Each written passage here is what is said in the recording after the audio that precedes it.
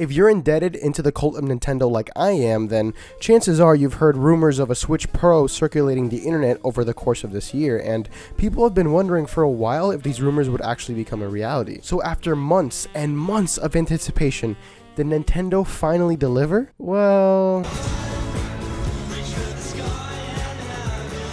this announcement was the last thing I expected, to be fully honest with you. I was expecting a Switch Pro console to be released in the holiday season to compete with Sony and Microsoft, but of course Nintendo being Nintendo, they just did what I least expected per the usual. So I'm here to give you a quick synopsis on the brand new features this console offers in comparison to the original, and if it's worth your purchase, regardless if you own one or not. So let's talk about it. TLDR, this console features a 7-inch OLED screen in comparison to the 6.2-inch screen on the original Nintendo Switch, as well as an upgraded wide adjustable stand, a dock with a wired port for LAN cables, 64GB of internal storage in comparison to the original's 32, and last but not least, enhanced audio for the Switch tablet itself. Might I add, it's also rocking a very nice black and white color combo that I like a lot more than the red and blue, and it kind of reminds me of something else. Also, props to Nintendo for making a smart business move by releasing this on the same day as their recently announced Metroid Dread, to give players more incentive to experience that game on a brand new version of the Switch.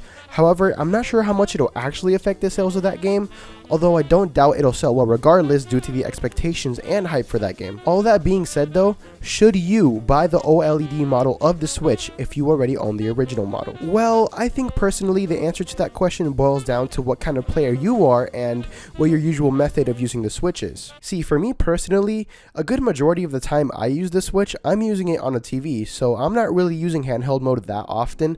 I'm only taking it with me on longer road trips or airplane trips to pass the time, or when I'm staying somewhere outside of home for a little while. However, if you're a busier person who doesn't have too much time to be playing games at home, or you don't have any time to use your TV at home, and you don't have a Switch, I would say why not, you know? If you're looking to buy a Switch and don't have one yet, I would say just save up the extra money for the OLED model if you genuinely care about those extra features this new model brings. I am the type of nerd who actually cares for that type of stuff, so if I didn't have a Switch, I would probably be getting this instead of the original model. But if you already have a Switch and don't use handheld mode too often and primarily use it on a TV like I do, then I don't really think this new model warrants the price of buying a new Switch, especially since the hardware itself hasn't really been upgraded outside of more internal storage. And while yeah, the extra storage is nice, I think other upgrades like adding more CPU or RAM to give the console that extra graphical punch it needs to push its games further, since the hardware for the Switch is pretty limited right now in comparison to today's standards for video games. I think those changes, along with the ones we got for this new model, definitely would have warranted the price, but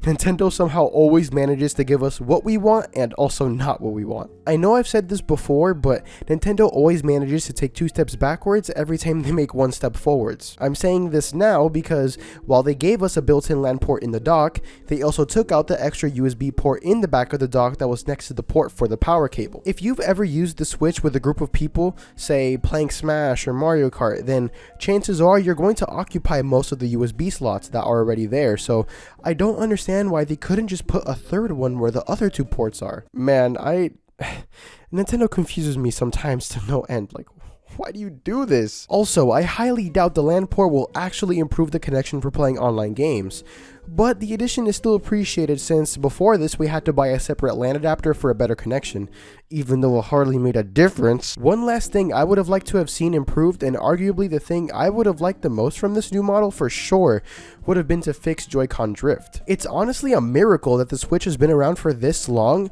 and we're still having problems that were occurring back in day one. The first few months of a console's lifespan is usually spent fixing any major glitches or issues people are having with the console, but the hardware itself has stayed relatively the same since launch, so if you're looking to buy this model, I'd want you to be at the very least aware of that. Anyways, I hope that I helped you make a more informed decision if you were thinking about buying this version of the Switch, and hey look, if you have any thoughts on this OLED model that you'd like to share, just leave it in the comments and let me know what you're thinking. Alright, that's all I had to say for now.